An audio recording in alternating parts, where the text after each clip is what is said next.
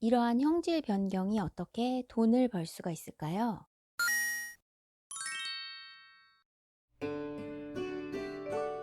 안녕하세요. 땅나와입니다. 지난 시간에 지목 변경과 용도 변경에 대해서 배웠는데요. 오늘은 형질 변경에 대해서 알아보고 형질 변경으로 어떻게 돈이 되는지, 어떻게 내 땅의 가치를 올릴 수 있는지에 대해서도 살펴보도록 하겠습니다. 형질 변경이란 건 개발행위 허가 중에 하나로, 개발행위 허가는 건축물의 건축, 공작물의 설치, 토지 형질 변경, 토석 채취, 토지 분할, 녹지 관리, 자연환경 보전 지역에 1개월 이상 물건을 쌓아놓는 행위 등을 말하는데요. 이 중에서 오늘 배울 토지 형질 변경이 개발행위 허가에 들어가게 됩니다. 그래서 토지 형질 변경을 하려면 개발행위 허가를 받아야 합니다. 단 몇 가지 행위는 개발행위 허가가 없이도 가능한데요. 내용을 살펴보시면요. 건축신고 대상 건축물의 개축, 증축, 재축, 50cm 미만의 경미한 개발행위, 도시군 계획 사업으로 하는 행위, 재해복구, 응급처치가 있습니다. 그러니까 높이 50cm 이내, 깊이 50cm 이내에 절토, 성토, 정지 등 이런 토지 형질 변경은 개발행위 허가를 받지 않고도 가능하다는 뜻입니다. 토지 형질 변경의 규모는 원칙적으로 다음에서 정하는 용도 지역별 면적 미만이어야 합니다. 다만 관리지역 및 농림지역에 대해서는 다음 면적의 범위 안에서 해당 특별시, 광역시, 특별자치시, 특별자치도, 시군의 도시계획 조례로 정하는 바에 따릅니다. 주거, 상업, 자연녹지, 생산녹지 지역은 1만 제곱미터, 공업지역은 3만 제곱미터, 보전녹지는 5천 제곱미터, 관리지역은 3만 제곱미터, 농림지역은 3만 제곱미터, 자연환경 보전지역은 5천 제곱미터입니다. 그러면 토지 형질 변경이 어떤 것이 있는지 살펴보면요. 절토, 성토, 정지, 포장, 공유수면 매립 등이 있는데요. 절토는 일명 깎기라고 해서 높은 산을 깎아서 평평하게 만드는 것을 말하고요. 성토는 도로보다 아래로 꺼져 있는 땅을 도로에 맞춰서 북돋는 것을 말합니다. 그리고 정지는 성토한 지반을 다지는 것을 말하고요. 포장은 이제 도로 포장한다고 할 때 그 포장을 얘기하고요. 공유수면 매립은 하천, 바다, 호수 등 공공의 용도인 국가 소유의 공유수면을 이제 매립을 하거나 간척을 해서 쓰는 것을 말합니다. 그렇다면 이러한 형질 변경이 어떻게 돈을 벌 수가 있을까요? 지금 이 사진을 보면 도로보다 이렇게 꺼져 있는 땅에 성토를 하고 있는 모습입니다. 흙을 받아서 채워 넣고 그 위를 다지는 작업을 보여주고 있는데요. 시골에 있다 보면 이런 토지 형질 변경을 하는 광경을 많이